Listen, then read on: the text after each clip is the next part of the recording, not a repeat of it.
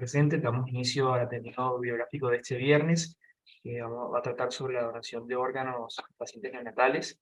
Va a ser coordinado por el doctor Lobos y va a ser presentado por los residentes, la doctora Carolina Perpul, el doctor Ignacio Arenas y quien les habla, el doctor Nicolás Díaz. Empezamos primero con un artículo complementario que se titula, bueno, fue publicado en el Journal de la Academia Americana de Pediatría, se titula Identifying Potential Kidney Donors Among Newborns Undergoing Circulatory Determination of Death, fue realizado en la división de cuidados críticos del Hospital de Loma Linda en California. Y antes de comenzar, quería hacer una breve definición de lo que significa la determinación de la muerte circulatoria o cardíaca, para entender un poco a lo largo de Ateneo a lo que lo vamos a referir. Esta si les pasa, Caro, se define como el cese permanente de las funciones cardíacas y o respiratorias, que en ausencia de cualquier intervención médica llevaría inevitablemente a la muerte encefálica, y se define a través del monitoreo continuo invasivo, por ejemplo, de la presión arterial o la confirmación ecocardiográfica del cese de la actividad cardíaca.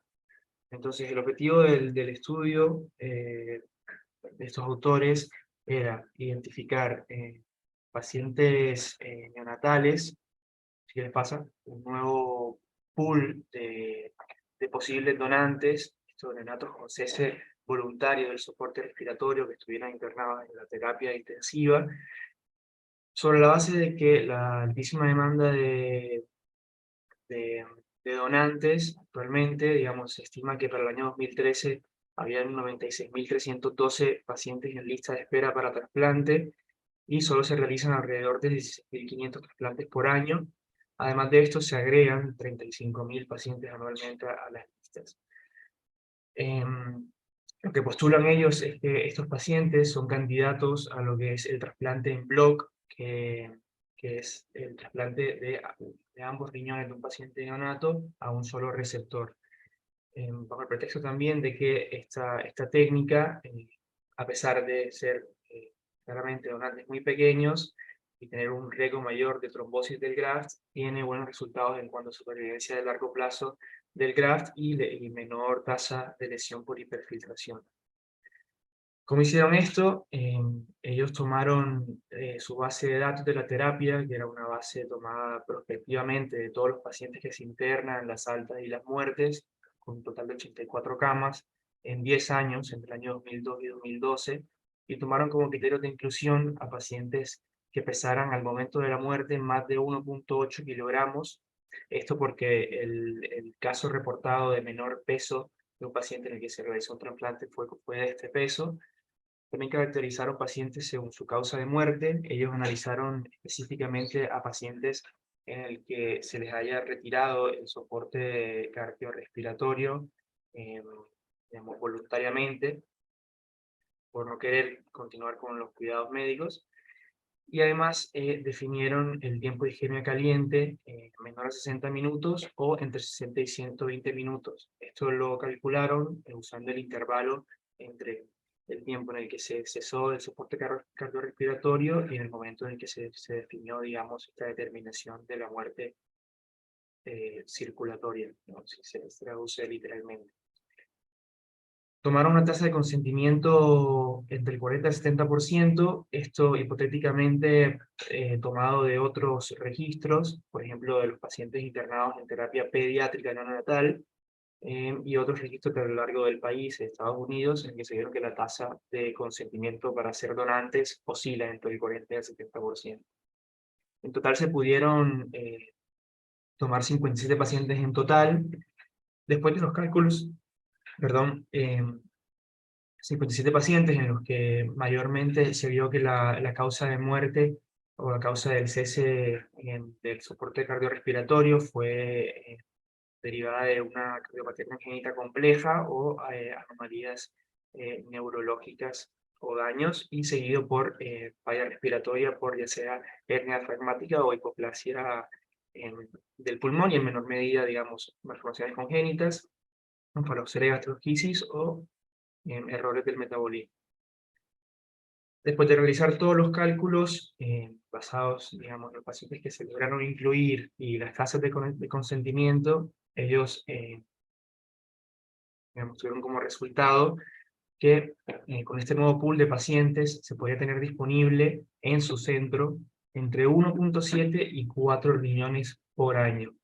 Al principio suena poco, digamos, viendo las cifras de lo que se necesita anualmente, pero hicieron el cálculo también hipotético de si esta misma técnica se emplea en todo el país, tomando todas las terapias neonatales de todo el país.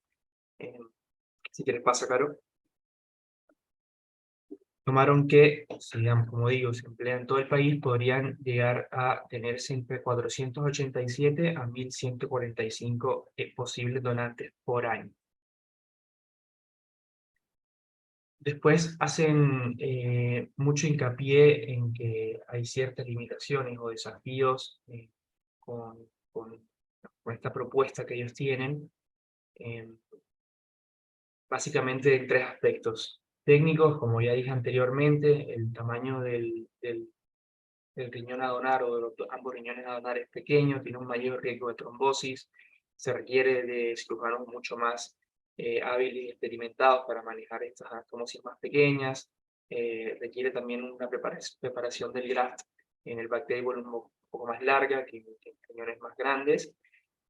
Plantear desafíos logísticos como son el transporte, o sea que se debería coordinar una red nacional para tener rápidamente disponible estos riñones y disminuir así el tiempo de isquemia fría, mantenerlo siempre menor a 48 horas. También plantean de que la aceptación de donantes tan pequeños puede estar reducida por ciertos centros en el que no están experimentados, entonces simplemente no los aceptarían, por eso se deberían definir como centros nacionales en el que ya tengan mucha experiencia en esto, y sean los centros a los que se deriven dichos pacientes o dichos, digamos, riñones. En cuanto a la determinación de la muerte circulatoria, también plantean que debería haber cambios en el protocolo de la terapia, esto teniendo en cuenta que el paciente en el momento en el que se le cesa el soporte cardiorrespiratorio hasta que ocurre, digamos, el cese circulatorio, eh, debería ser en un lugar cercano, relativamente cercano, al quirófano, para así reducir también el tiempo de isquemia caliente.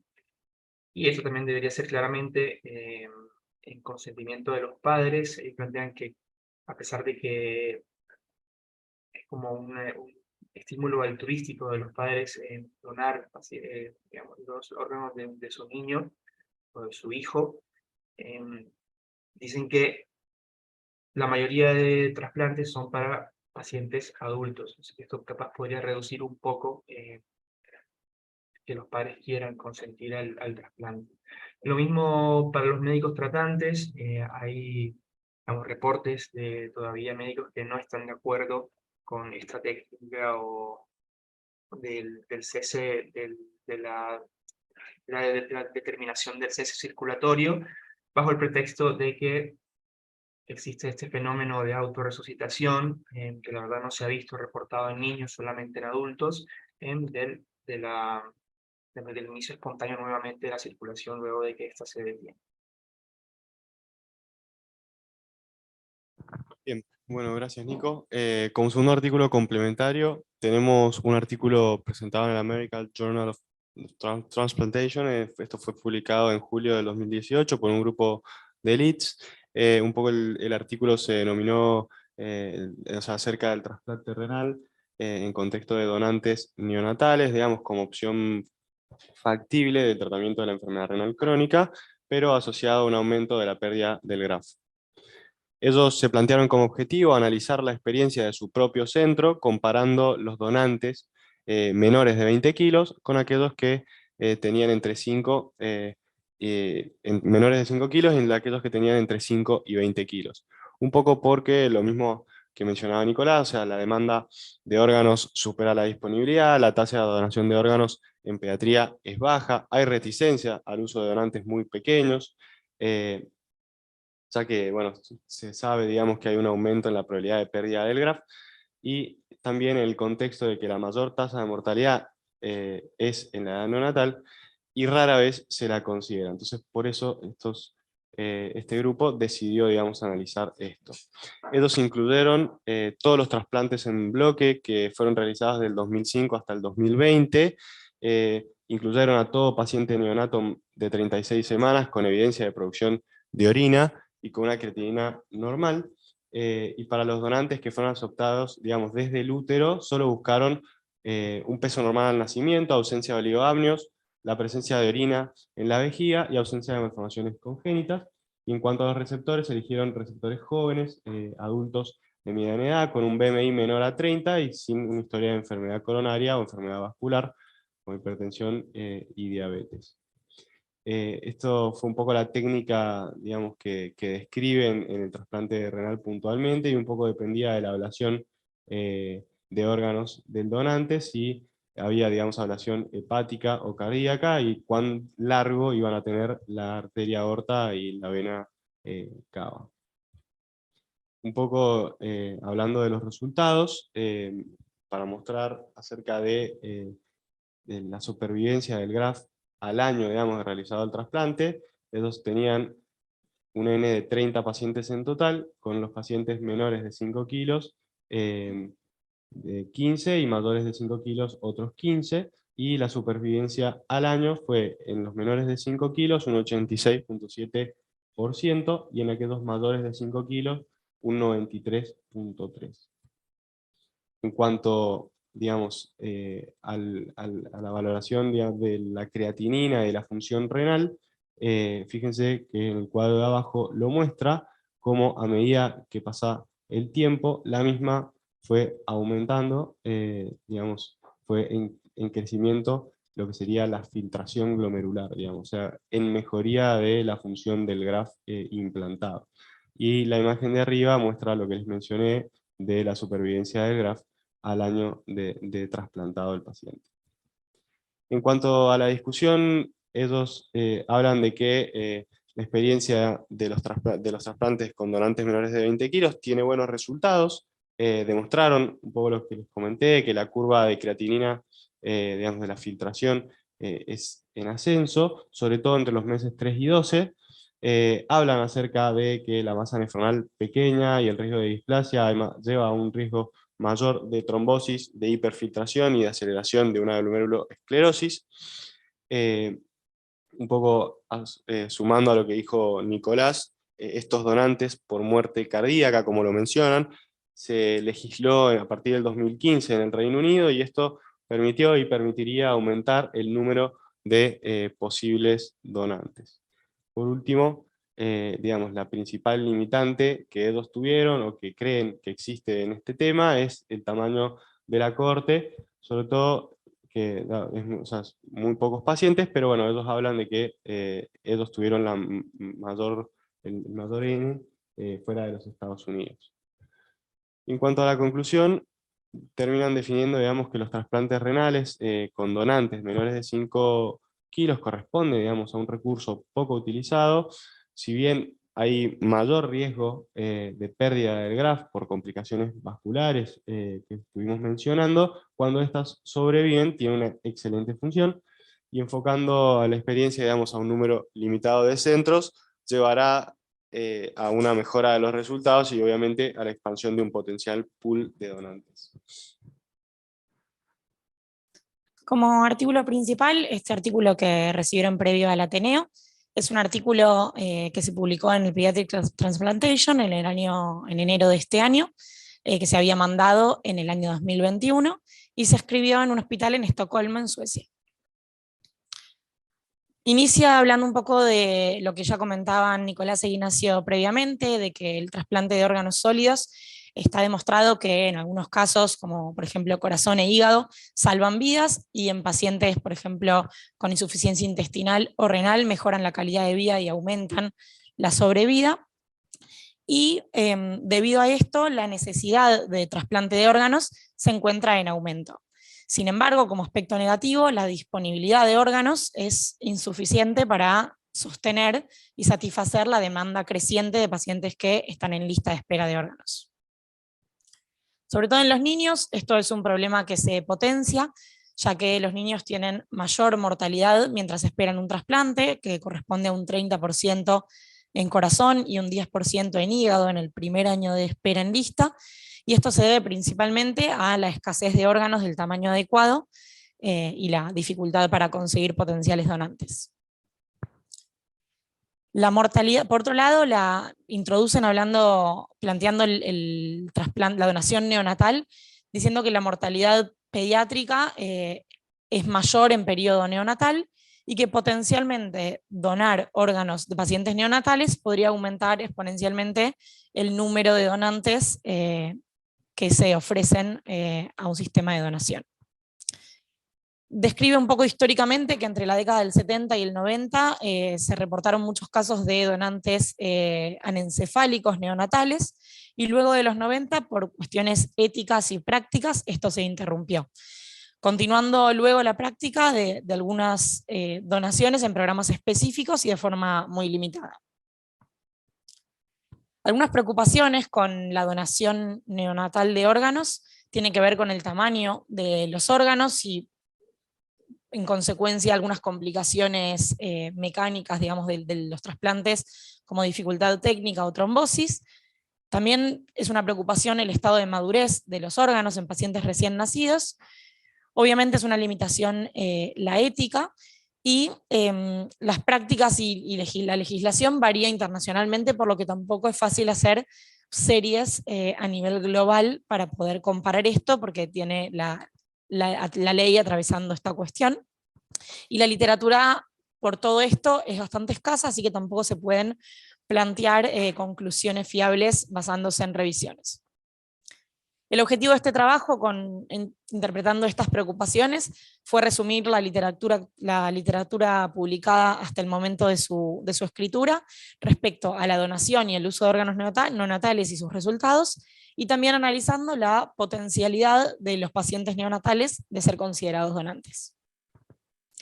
Lo que hicieron fue una revisión bibliográfica hasta junio de 2021, en el que encontraron inicialmente 2.900 artículos, y luego de excluir los artículos que no tenían sentido con la búsqueda que ellos planteaban, incluyeron 34 artículos. Estos artículos elegibles, todos estaban relacionados con la donación de órganos neonatales, y los que incluyeron finalmente son los que hablaban de uso clínico de trasplante en pacientes con donantes neonatales, y por otro lado los artículos que hablaban de la potencial contribución de la donación de órganos neonatales, aunque no hablaran de trasplantes en sí, sino de potencialidad. Y no incluyeron los pacientes que hablaban de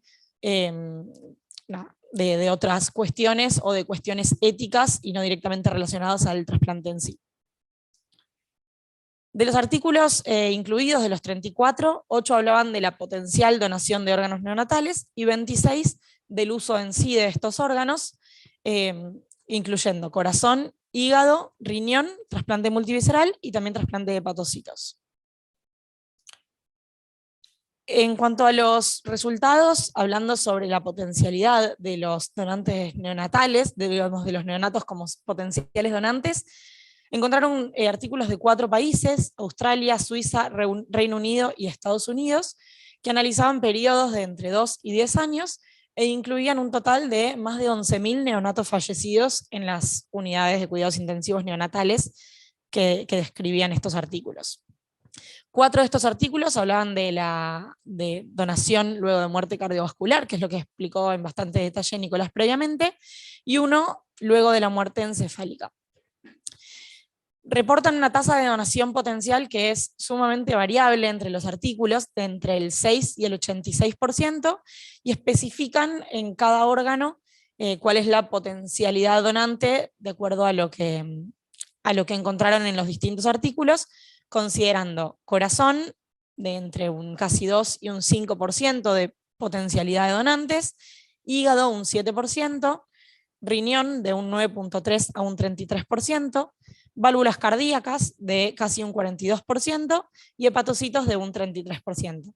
Pero estos números son muy variables, ya que hay artículos que se acercan a un 6% de potencialidad de donantes y artículos que hablan de un 86%, por lo que no se pueden comparar estos entre sí. Luego, respecto a también la potencialidad, analizaron en estos artículos cuánto tiempo transcurrió entre el tiempo del fin del tratamiento que sostiene la vida del paciente hasta que se declara la muerte, haciendo hincapié en este tiempo caliente que mencionaba Nicolás previamente, y habla de que en 2 artículos lo mencionaban, uno con una media de 30 minutos, pero con un rango muy variable, de hasta 2.800 minutos, y otro trabajo con una media de 57 minutos, mencionando que el 60% de los pacientes transcurrió 1 hora hasta la declaración de la muerte. Luego analizan los artículos publicados hablando de cada órgano específico y su trasplante. Un artículo del 90 presenta una cohorte de lactantes que se sometieron a trasplante cardíaco, pero no evalúa los resultados. Otra, en 2017, presenta el caso de un gemelo con un síndrome de corazón izquierdo hipoplásico que recibió el corazón de su hermano y luego de 25 años se encuentra bien y sin eventos importantes como complicación del trasplante. Luego hay otro reporte de un caso de un paciente neonato también que necesitaba un trasplante por un corazón izquierdo hipoplásico, que se trasplantó al día de vida y se murió a los 10 días por una trombosis de la cava inferior y una NEC difusa. Y un último artículo que hablaba de trasplante cardíaco, que fue una serie de 17 pacientes, en el que lo que buscaban era buscar diferencias entre los donantes por muerte cerebral o cardíaca, y no encontraron diferencias significativas en el ecocardiograma.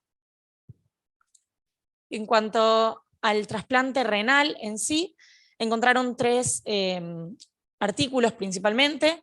Uno hablaba de donantes menores y mayores de 10 kilos, comparando los donantes por muerte cardiovascular o cerebral, y tampoco vieron diferencias en su función, rechazo, trombosis ni supervivencia.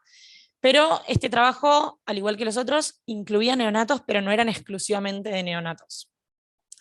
Otro artículo, como el que mencionó previamente Ignacio, hablaba de trasplantes en pacientes menores y mayores de 5 kilos, y de estos pacientes menores de 5 kilos, mencionaba que de los 8 donantes, 7 eran neonatales, y en este grupo vieron 2 trombosis y un rechazo, más frecuente que en el otro grupo, en el que se evidenció una sola trombosis.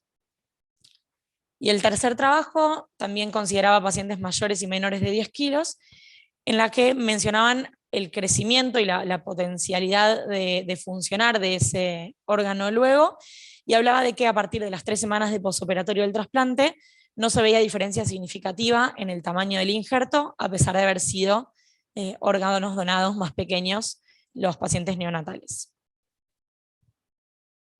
En cuanto al trasplante hepático, 2 artículos principalmente mencionan que hablaban, uno de donantes neonatales contra donantes mayores de 1 mes de vida, y lo que evidenciaron es que la tasa de trombosis arterial en el grupo neonatal fue significativamente más alta, de 31 contra el 8,8%, pero mostraron una buena función hepática, algo más lenta, pero que lograban alcanzar una buena función hepática. Y luego otra serie analizaba a todos pacientes con donantes menores de 1 año, separándolos en 3 grupos: menores de 1 mes, de 1 a 3 y de 3 a 12 meses, viendo una tasa de trombosis muy alta en los 3 grupos a comparación de población pediátrica de mayor edad o incluso adultos, pero esta tasa fue aún mayor, llegando a ser el 50% en el trasplante neonatal. En cuanto al trasplante de hepatocitos, si bien no es donación de órganos sólidos en sí, describen 3 trabajos, una serie de 4 casos, que habla de una buena respuesta en los receptores con estabilización metabólica transitoria, que luego fueron incluidos en lista de trasplante de hígado. Otro reporte de un caso bastante similar, en el que no se pudieron demostrar células injertadas en las biopsias hepáticas, pero sí mejoró clínicamente y luego fue también trasplantado. Y habla de que los hepatocitos de donantes, un tercer artículo habla de que los hepatocitos de donantes neonatales contra los de adultos demostraron tener un alto rendimiento y viabilidad, y tendrían una mayor resistencia a la criopreservación que los hepatocitos de adultos.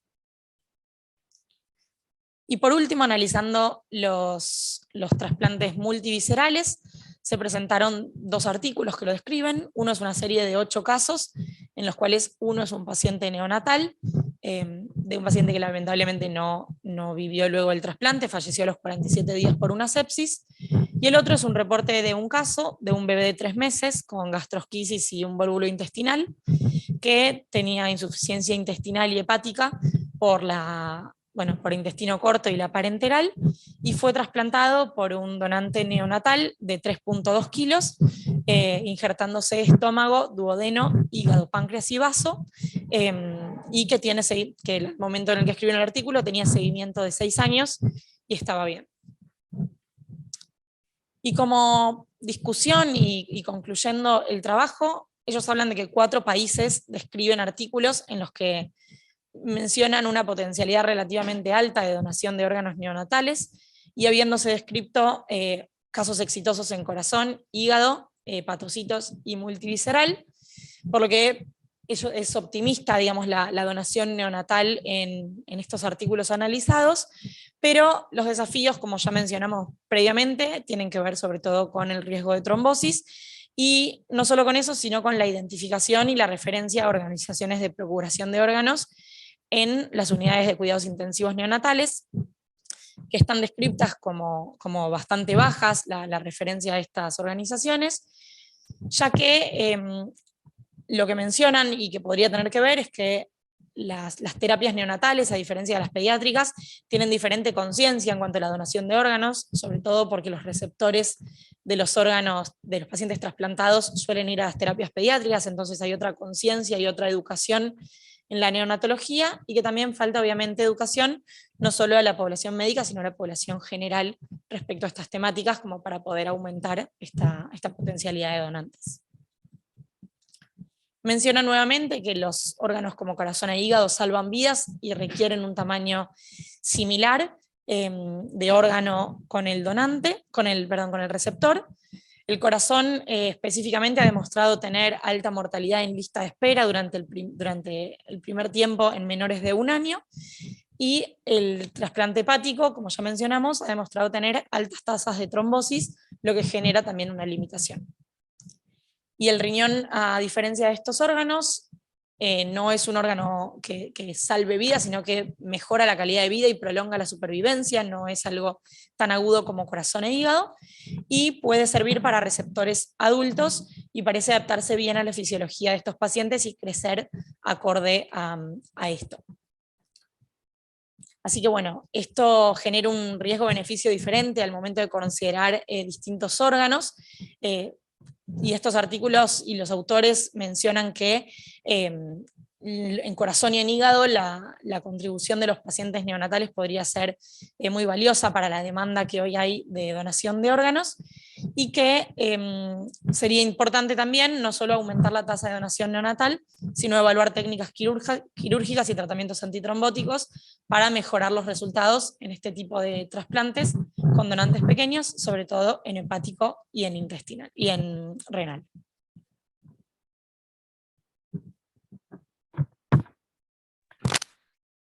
Bueno, buenos días a todos. Gracias Nicolás, Carolina y Ignacio por la presentación.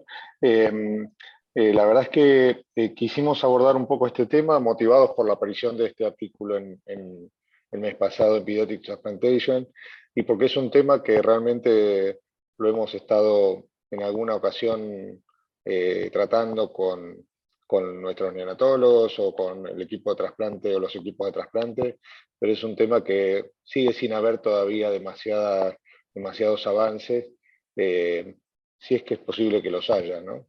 Así que bienvenidos a todos quienes se han conectado hoy. Tenemos un grupo importante de neonatólogos de todo el país que se han conectado, también algunos expertos en trasplante en diferentes áreas.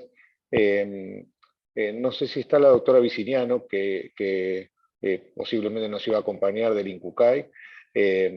No he podido identificar en el auditorio si estaba presente, pero les quería mostrar brevemente, podemos compartir la diapositiva, Carolina, cuál es la realidad en nuestro país, ¿no? En la actualidad. Estos son datos de donación sacados del SINTRA, del Sistema de Registro en nuestro país, del INCUCAI. El doctor Luis Aponte, que es el jefe de la unidad de trasplante en el Hospital Italiano, me proporcionó estos datos. Y fíjense que, bueno, gracias o debido a la pandemia, la tasa de donación en nuestro país global ha sido irregular en los últimos años, con una caída muy importante en el 2020, ¿no? Y eso lo vimos todos los centros de trasplante. En el gráfico que ven en color rojo se ve el número total de donantes de órganos y tejidos en la Argentina, desde el 2013 hasta el 2023. Y obviamente en el gráfico no sale bien, la línea azul que ven abajo es la línea de donación de cantidad de donantes menores de un año. No sé si se llega a leer bien los números en el gráfico de abajo, pero ahí lo que pueden ver es que hubo algunos años, como el 2013, el 2018, donde hubo más de 10 donantes menores de un año, pero otros años en los que ha habido muy pocos, especialmente en los últimos 3 años, donde ha habido apenas un donante menor de un año en todo el año. Así que claramente, un poco coincidiendo con lo que se ve en los diferentes registros del mundo, en nuestro país la tasa de donación de pacientes neonatos y lactantes es realmente muy, muy baja. Con lo cual, esto es una realidad que podemos analizar juntos si vale la pena intentar modificar. Para eso, me parece que hay 2 aspectos con los que podemos trabajar. Si bien esto es un ateneo bibliográfico, un breve comentario nada más sobre el artículo principal. Este artículo tiene, por supuesto, las limitaciones que tiene toda revisión bibliográfica o metaanálisis basado en el análisis de la bibliografía previamente publicada, donde es muy difícil establecer parámetros de comparación o de generalizar la información que se obtiene. Creo que la conclusión más importante que uno puede sacar es que realmente es hoy en día excepcional el uso de donantes neonatales, que todavía hay mucho debate al respecto y que hay cierta evidencia de que los resultados, si bien pueden ser un poco peores, tampoco desalentarían por completo el uso de órganos neonatales para el trasplante. A mí me gustaría empezar de atrás para adelante, es decir, empezar hablando desde el lado del trasplante, ¿no? De los diferentes equipos de trasplante. En nuestro hospital hoy en día se hace trasplante de todos los órganos sólidos y lo que ha sido bien establecido es que especialmente en el tema de trasplante cardíaco y en el trasplante intestinal o multivisceral, esto es un tema especialmente importante porque son trasplantes donde es necesario o es más importante, digamos, que haya concordancia antropométrica, es decir, que el donante tenga un peso similar al receptor. Esto es especialmente importante en corazón y también es importante en intestino y en trasplante multivisceral por la capacidad del abdomen de un donante pequeño de recibir un órgano de un paciente mayor. En riñón no es tan importante y normalmente se trasplantan riñones de pacientes adultos a niños. Y en hígado, como todos sabemos, es posible, digamos, utilizar una porción del hígado de un donante adulto, con lo cual esto también ha sido superado desde el punto de vista técnico en muchos casos. La pregunta aquí sería, me gustaría un poco ahora sí darles la palabra. Sé que hay unos cuantos integrantes de equipos de trasplante de diferentes lugares. Quizás yendo por orden, no sé, Gloria, si tenés posibilidades de hablar. Gloria González es responsable del programa de trasplante hepático en el Hospital Luis Carlos Maquena de Chile, con una gran experiencia en trasplante. Y quizás me gustaría un comentario tuyo, Gloria, si podés, sobre, creo que está María Alejandra Delgado también del mismo equipo, sobre cuál es la realidad actual y si realmente ven un potencial en el uso de donantes tan pequeños para el trasplante de hígado, si es que les parece que puede ser necesario. Sí, hola, gracias por la invitación y por traer el tema, que es súper importante. Nosotros en la actualidad no tomamos este tipo de donantes para trasplante hepático o renal. Así que sí, pues súper bueno poder abrir esas opciones.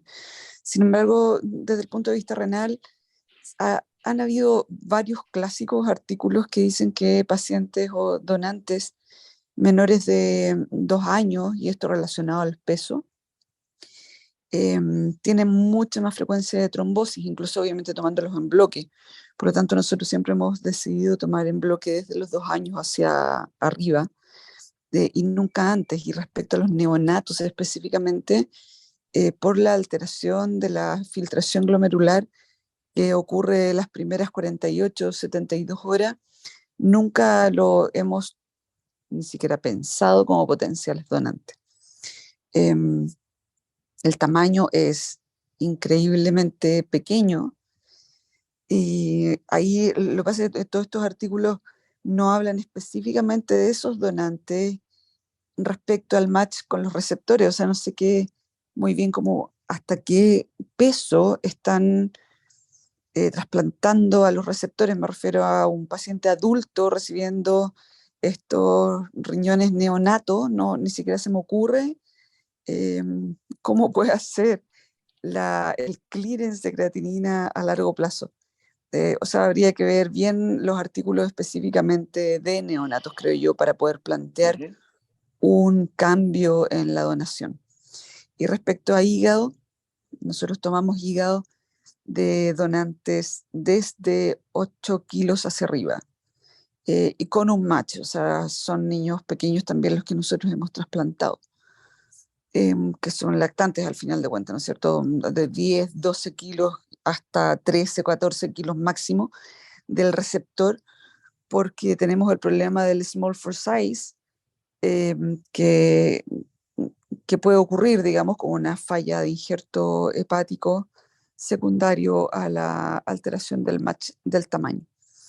Y hemos tenido más trombosis arteriales, efectivamente, en esos pacientes, y muchas veces la dificultad técnica de que por ejemplo, la vena porta de un neonato debe tener más o menos 5 milímetros, no más que eso, y por lo tanto hay diferencias técnicas en donde tomamos el eje portomesentérico para poder aumentar el tamaño de la porta, y la arteria hepática tampoco la tomamos directo, sino que muchas veces usamos un puente aórtico, y también sabemos que el puente aórtico aumenta las dificultades técnicas. Ni hablar cuando el donante tiene 3 arterias con una principal y 2 accesorias viniendo, por ejemplo, de la gástrica izquierda y de la mesentérica superior. Ahí tienes un problema técnico aún mayor.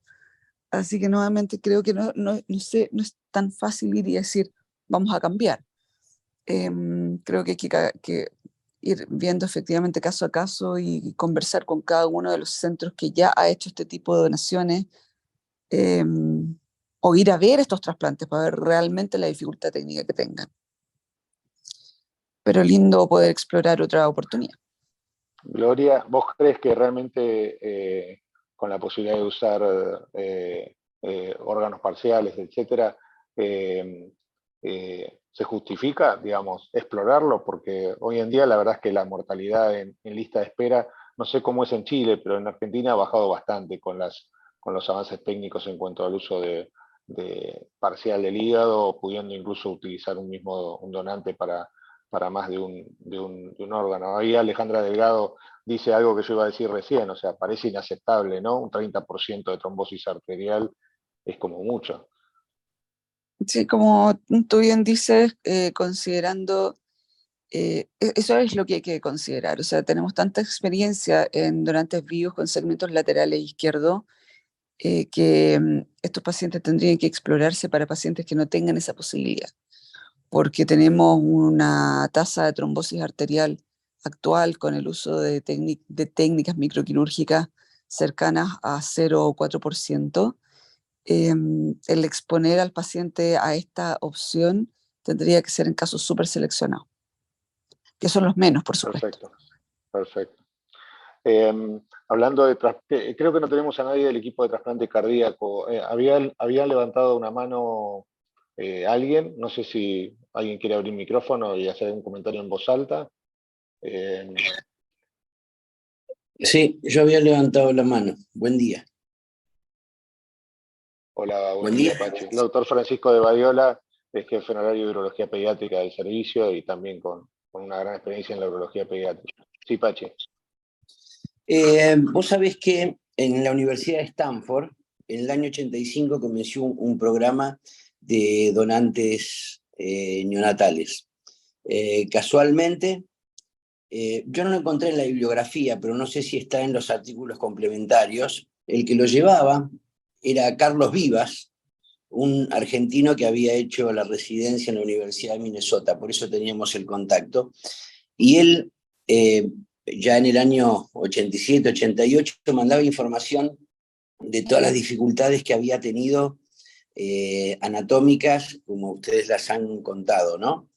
De asimetrías entre los vasos de aorta. Pero lo que en ese momento ya el hombre ponía sobre la mesa en discusión era la evolución inmunológica de los órganos de donantes neonatales, ¿sí?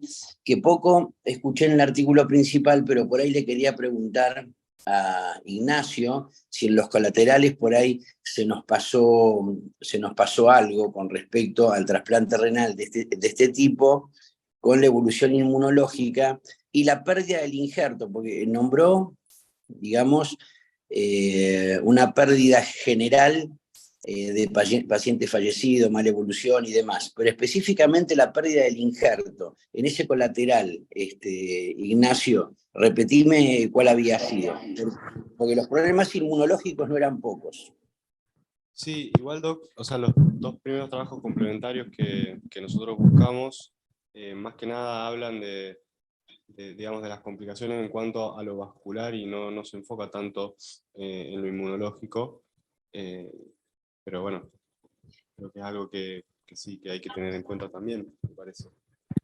Pero no le da tanta importancia a eso, sino que en el fondo, en uno de los dos trabajos trata de evaluar la supervivencia, más que nada, digamos, de los pacientes operados, de los donantes menores de 5 kilos, y en el otro un poco se enfoca en esta muerte cardíaca y la posibilidad de potenciales donantes, que es lo que presentamos. ¿Y la sobrevida del injerto? La sobrevida del injerto renal en los menores de 5 kilos lo mencionaba cerca del 86%, seguidos más o menos a un año, y los mayores de 5 kilos más o menos un 93%, o sea, es un valor bastante similar. Por lo menos en un trabajo publicado por los británicos que mostramos como complementario. Sí, según entiendo, hoy en día creo que son pocos los centros que utilizan donantes neonatales o lactantes para trasplante renal, ¿no? Y creo que eso también tiene que ver con la reducción de la mortalidad en lista de espera para riñón. Ya que entramos al tema de trasplante renal, está conectado también Roberto Bagni, que es miembro del equipo de trasplante renal de nuestro hospital. No sé, Roberto, si vos querés hacer algún comentario a este respecto, digamos, cuando reciben el llamado por donantes, etcétera, qué tan, digamos, si de alguna manera se consideran este tipo de donantes o se rechazan ya por default, que es lo que tengo entendido por el equipo de nefrología, ¿no?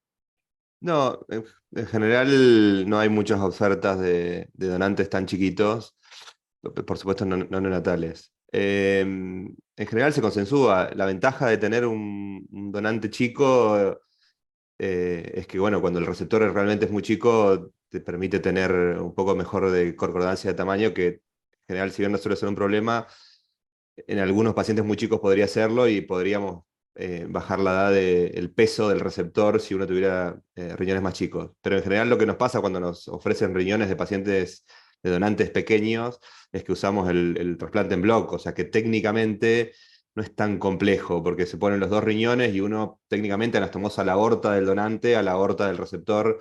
Entonces, si bien tiene, por ser paciente chico, menor presión arterial, algunos más riesgos de complicaciones vasculares, técnicamente no es tan complejo. O sea, no estás anastomosando una arteria renal de un lactante, estás anastomosando aorta con aorta, entonces técnicamente no es algo tan complejo. Y cualquier receptor, por más chico que sea, puede recibir el trasplante en bloque, o sea, los dos riñones juntos. O sea, que técnicamente para nosotros no sería tanto problema y nos permitiría, por lo menos hipotéticamente, estos pacientes que tenemos muy chicos que que están ahí, digamos, que no es fácil hacer diálisis en pacientes tan chicos, y nosotros, no sé, en nuestra serie el trasplantado más chico tenía 8,6 kilos, pero tenemos un montón de pacientes insuficientes renales más chicos que podrían beneficiarse con estos donantes. Sí, yo creo que los reparos tienen que ver más que nada con el potencial fallo del injerto a largo plazo, y esto es lo que un poco los nefrólogos siempre han manifestado, ¿no? Ahora, si uno ve la bibliografía, o por lo menos este artículo que mostraba Ignacio, 86% de supervivencia del injerto al año, si bien está un poquito lejos de lo que son los resultados en pacientes más grandes, tampoco es algo despreciable en un paciente tan pequeño como vos decís, que a veces tienen morbilidad alta por la diálisis. Sí. Sí, dale. Nosotros tuvimos un donante, no neonatal, pero lactante, que se le puso el injerto de bloque y tiene 15 años de seguimiento y los riñones funcionan, digamos. No es una serie, digamos, es un solo caso. Bien. Con respecto al trasplante intestinal, Rodrigo, ¿estás por ahí todavía? Rodrigo Sánchez Claría es el jefe del programa de trasplante intestinal en nuestro hospital. Tenemos nosotros una pequeña experiencia con donantes neonatal. No sé si querés hacer un comentario, Rodrigo, ¿estás por ahí? Sí, no, ahí sería, por lo menos para todo el grupo de intestino y de multivisceral, sería muy bueno que la donación neonatal tenga como mayor crecimiento. La verdad que en Argentina hay como varios aspectos que la hacen difícil. La primera es la conciencia de las diferentes unidades cerradas pediátricas acerca de la donación y acerca de la posibilidad de darle una posibilidad a un receptor con estos órganos, y me parece que esa conciencia muchas veces todavía no está en las unidades cerradas, porque la tasa de denuncia es muy baja de las unidades cerradas. Después está todo el tema del mantenimiento de estos niños, que son bastante lábiles, y eso implica también un trabajo extra para los diferentes protagonistas que están ahí en la terapia hasta que llegue la gente del INCUCAI. Después hay poca conciencia en los jueces, donde muchas veces el órgano está disponible, la familia es donante, todo, y el juez, por alguna razón que todos desconocemos, pone la negativa y se acaba la donación. Con lo cual hay como varios aspectos que hacen que la donación pediátrica y más neonatal prácticamente en Argentina haya sido a cero. Y en intestino, la realidad, nosotros tenemos una experiencia con 2 donantes neonatales, y los 2 receptores que tenemos de esos 2 donantes están vivos y ya llevan más de 9 y 13 años de sobrevida, con lo cual la experiencia de nosotros es buena. Desde el punto de vista vascular, no hemos tenido mayores problemas, y el intestino no es como hígado, que prácticamente es prohibitivo por la tasa de trombosis de la arteria hepática. El intestino no hemos tenido esa experiencia, y el mundo no ha tenido esa experiencia, y menos todavía en los multiviscerales, donde la anastomosis es aorta y cava. No hay prácticamente tampoco evidencia con respecto a la disfunción del GRAF y la falla primaria por este tema de la supuesta inmadurez de los órganos. Así que desde el punto de vista nuestro, sería muy, pero muy positivo que podamos trabajar y que podamos aumentar la tasa de donantes neonatales. Gracias, Rodrigo. Introdujiste de alguna manera el rol del equipo tratante del potencial donante, ¿no? La legislación actual yo honestamente no la tengo 100% clara. En su momento, como se dijo en los artículos, se especulaba con que potencialmente los pacientes, por ejemplo, anencefálicos podían ser donantes. Eso realmente trajo muchas problemas, y seguramente Gonzalo nos hará un comentario de eso enseguida, en relación a cómo establecer el diagnóstico de muerte cerebral en un recién nacido, que tiene una plasticidad neuronal diferente al paciente mayor, y claramente esa es una limitante importante, y todavía, por lo menos en nuestro país, no está extendido el uso de donantes en parada circulatoria, con lo cual creo que hay trabajo por hacer por ahí. Pero bueno, sería interesante, hay algunos comentarios en el chat neonatólogos, la doctora Ana Estebanel, la doctora Gladys Sass. Si alguien quiere abrir micrófono y hacer algún comentario, me gustaría escuchar a los neonatólogos en el auditorio cuál ha sido su experiencia, si se piensa en la práctica diaria en que un paciente que está internado en la unidad pueda ser eventualmente donante, cuáles son las barreras para esto, y qué les parece que podemos hacer juntos para trabajar en este tema, si creen que es válido, ¿no? Buen día. Hola, doctor. Hola. Sí, sí, Hola. Sí, adelante, adelante. Yo soy la doctora Ana Estebanel, doctor. Mucho gusto. Bueno, encantada. Primero que me permitieron, soy de la Maternidad Santa Rosa, de acá de Vicente López, un hospital municipal, y le contaba mi experiencia, que se la cuento rapidito. Fue un paciente que la mamá era un embarazo que ya a las 18 semanas ya sabía de la anencefalia del feto. Se le propuso acá el equipo de obstetricia hacer la interrupción del embarazo derivándola a un hospital de capital, porque acá en provincia, esto estoy hablando del año 2018, no se podía hacer, y la señora se había informado de que su bebito, aún siendo anencéfalo, podía servir para algo para otros bebés. Había entrado en la página del INCUCAI. Bueno, la señora sabía de qué se trataba, punto, y decide continuar con el embarazo.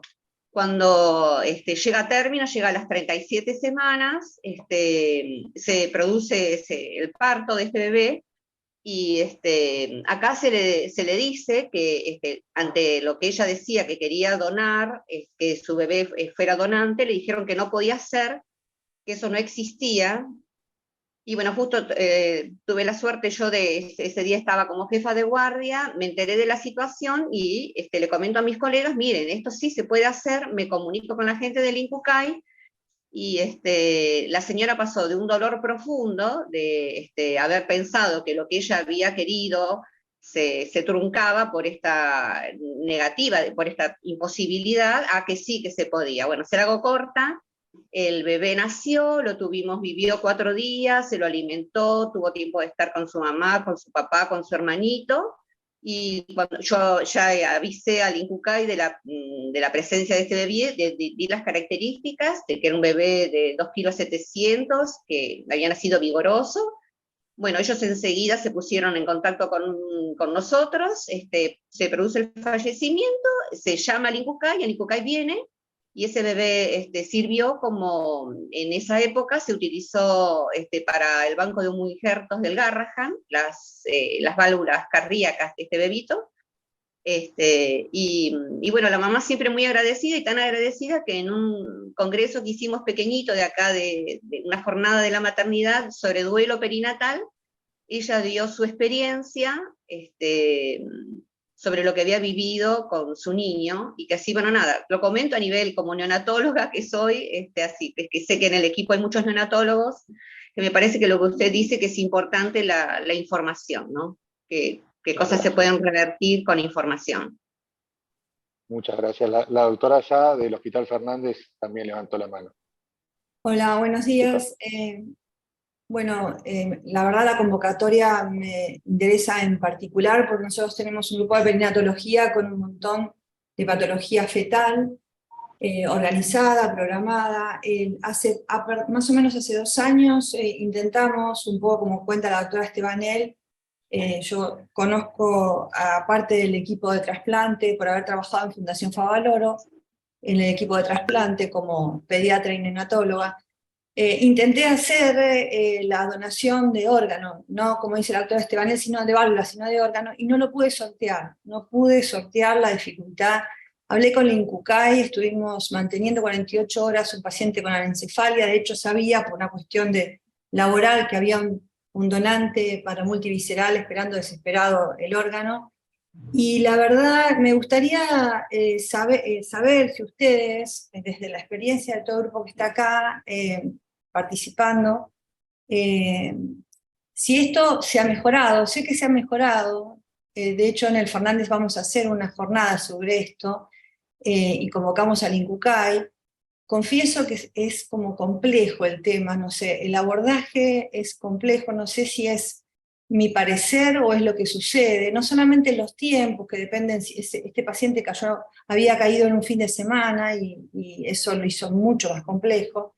Me gustaría saber si, sé que la ley se modificó y si esto lo vive todos los grupos que trabajan con neonatos con posibilidad de donación, ¿no?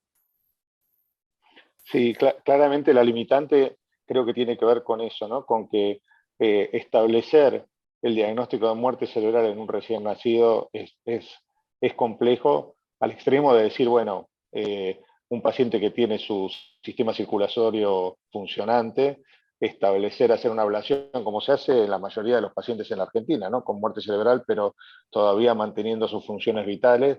En neonatología claramente es complejo y hay todavía limitaciones con la legislación, y probablemente hay un gris y un grupo de pacientes donde no es posible establecerlo y finalmente terminan falleciendo sin poder ser donantes.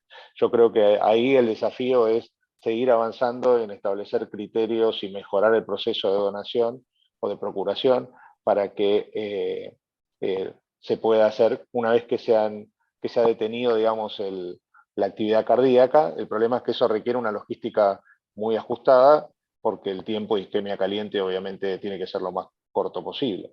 Me gustaría, Gonzalo Mariani, que es el jefe de neonatología de nuestro hospital, él es magíster también en ética y tiene una mirada, experiencia, pero también ha estudiado mucho el tema de la toma de decisiones, ¿no? En el momento del final de la vida, limitación de cuidados, etcétera, en pacientes recién nacidos. Contanos, Gonzalo, un poco cuál es tu mirada desde el punto de vista ético de los problemas que genera la posibilidad de donación en un recién nacido, y también cuáles crees que son las barreras actuales para este tipo de situación, en la cual eventualmente se podrían beneficiar sin duda algunos potenciales receptores, pero también podría de alguna manera darle, como decía la doctora Estebanel, alguna cuestión positiva a las familias de los pacientes neonatos que fallecen, ¿no? Bueno, buen día. Buenos días. Muchísimas gracias, Pablo. Gracias por traer el tema. Felicitaciones a todo tu equipo por las presentaciones y por darnos la oportunidad de participar y de abordar este tema que ya lo hemos, como vos dijiste, tocado en ateneos y en charlas, pero nos cuesta dar el paso de implementar protocolos y demás. Seguramente podemos hablar de algunas barreras, no sé, estamos medio cortos de tiempo, pero yo creo que en todo el país, en Argentina, se ha avanzado mucho en cuidados de fin de vida en las unidades de neonatología, en cuanto a decisiones compartidas, cuidados paliativos, comunicación con las familias, acompañamiento, etc. Sin embargo, todavía este tema del abordaje del potencial donante, el recién nacido, es una asignatura pendiente. Lo primero quería tocar es este tema de la definición de muerte o del criterio usado para potenciales donantes. Como vos decías, en adultos, en otras edades, el criterio de muerte cerebral es el que, digamos, más se usa y que, digamos, facilita mucho ciertas cuestiones técnicas. En neonatología es de uso extremadamente infrecuente.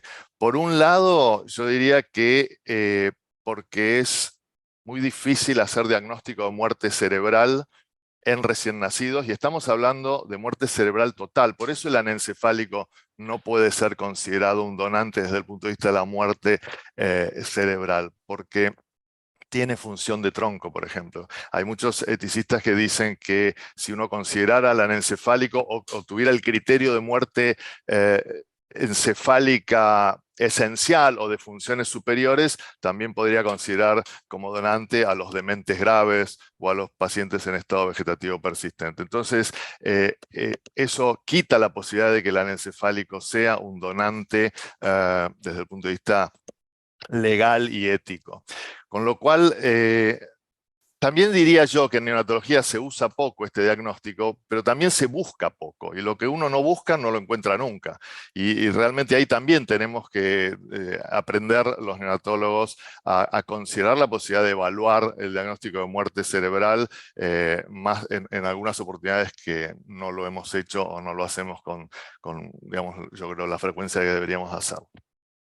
Esta cosa de la profecía autocumplida, ¿no? Si no lo buscamos, no lo encontramos y entonces no existe y entonces ¿para qué lo vamos a buscar? Etcétera. Pero el otro criterio que lo definió bien Ignacio, del criterio de paro cardiocirculatorio, implica una serie de intervenciones peri-muerte que aumentan la complejidad, ¿no? Del tema, del asunto. Para repasar en este criterio, primero tiene que haber una decisión consensuada, obviamente, y compartida con la familia de adecuación de cuidados. Y después, incluyendo retiro de asistencia. Y después cuando se realiza el retiro de asistencia, se va a producir la muerte cardiocirculatoria. Y hay que esperar por lo menos 5 minutos de asistolia para determinar la muerte. Y esto implica una modificación del cuidado estándar en condiciones de fin de vida, dónde se realiza o dónde se produce esta muerte, la posibilidad de tener privacidad, la posibilidad de tener alzado al hijo en esos momentos durante un tiempo que decían las familias. Todo esto cambia lo que hacemos habitualmente, con lo cual genera, digamos, un conflicto importante desde mucho punto de vista emocional, bioético, etc. Con lo cual es crucial el tema del consentimiento informado. Yo siempre recuerdo a Mónica Maquilla, la jefa de hematología, que dijo: el consentimiento informado es un informe con sentimiento. Y es muy importante que el consentimiento sea válido, y para eso necesitamos mucha conversación, mucho tiempo para pensar, para reflexionar, para dar lugar a preguntas, a dudas, a preocupaciones, que las familias expresen sus valores, sus deseos, sus miedos. Hay un montón de cuestiones que hacen que el consentimiento sea válido y requiere tiempo, formación, capacitación. Así que en este sentido me parece que es fundamental capacitarnos y formarnos para poder abordar estos temas de esta manera. A veces los padres, como decía Ana recién, traen el tema, ¿no? Me gustaría que fuera donante, y muchas veces nosotros estamos con muy poca formación o capacitación para dar respuesta a eso. Yo diría en esto que vos planteabas del proceso de toma de decisiones, la importancia de entender que son los padres, la madre y los padres, la madre, el padre, las personas, digamos, con la capacidad de definir qué es lo mejor para su hijo en estas situaciones tan críticas. Se va a llamar zona de decisión informada parental, donde uno brinda toda la información empáticamente y acompaña a la familia en la decisión que se pueda acordar en situaciones tan difíciles. Pero me parece que es algo en lo cual tenemos que trabajar mucho. Hay, por ejemplo, recomendaciones de cómo comunicarnos con estas familias, en lugar de inducir la respuesta. ¿Quiere usted tal cosa? Mire, hay algunas madres y padres que prefieren tal cosa, otros madres y padres prefieren. Entonces, tratar de que sea realmente una decisión consciente de la familia y no inducida por nosotros.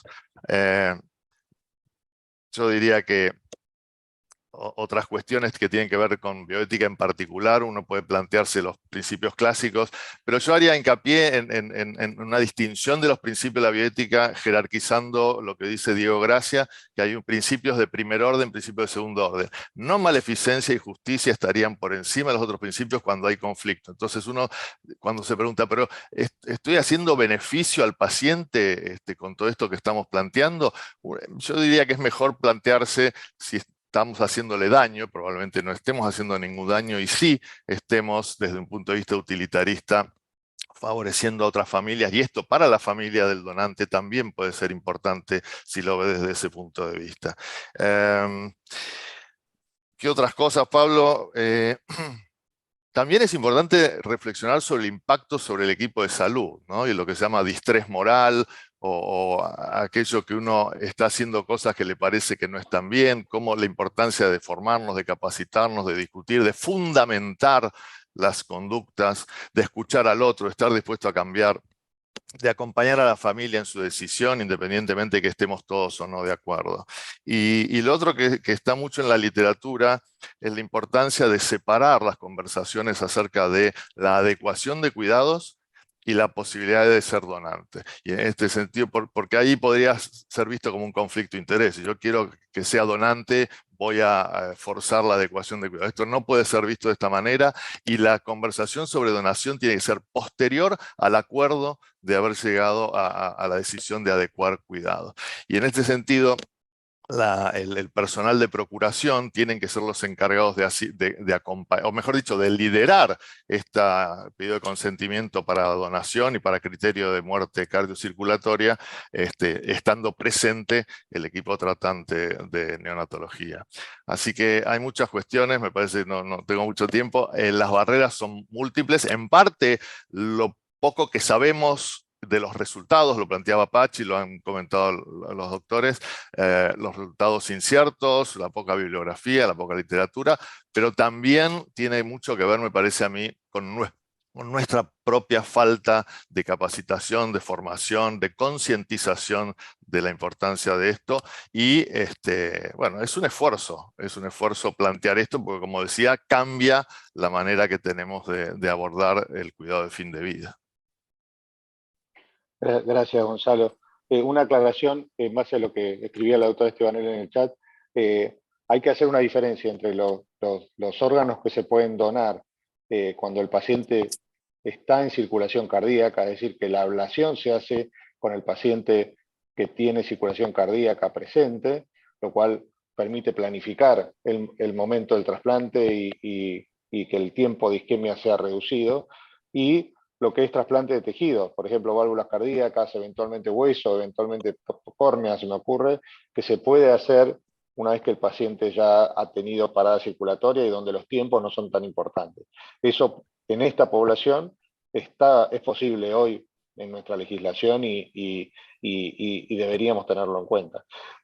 Para terminar, y estamos ya muy pasados de tiempo, yo lo que les quiero proponer a los neonatólogos presentes, a los equipos de trasplante presentes, es que empecemos a trabajar en forma proactiva en armar un grupo de trabajo. Yo creo que sería interesante quizás entre la Sociedad Argentina de Trasplante, el Comité de Neonatología de la SAP, por ejemplo, se me ocurre, y eventualmente el INCUCAI, quizás empezar a trabajar en grupo, incluyendo a todos los actores, sobre qué estrategias se pueden implementar, tanto desde el punto de vista educativo para las terapistas neonatales, como también desde los aspectos legislativos, etcétera, que nos permitan eventualmente avanzar un poco en este aspecto, que probablemente no sea significativo a nivel global en cuanto a los números de trasplantes, pero sí puede tener un impacto interesante en trabajar estos aspectos que desarrollaba Gonzalo en cada una de las terapias neonatales hoy en el país,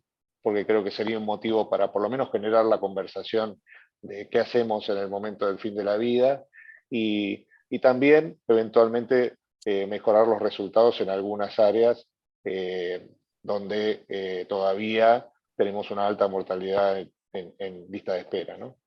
Así que bueno, gracias a todos por participar. Aquellos que no hayan podido estar pueden difundir, luego vamos a mandar el link de la grabación de este Ateneo y quedamos en comunicación entonces. Muchas gracias. Gracias, Pablo. Hasta luego a todos, buen día. Buen día.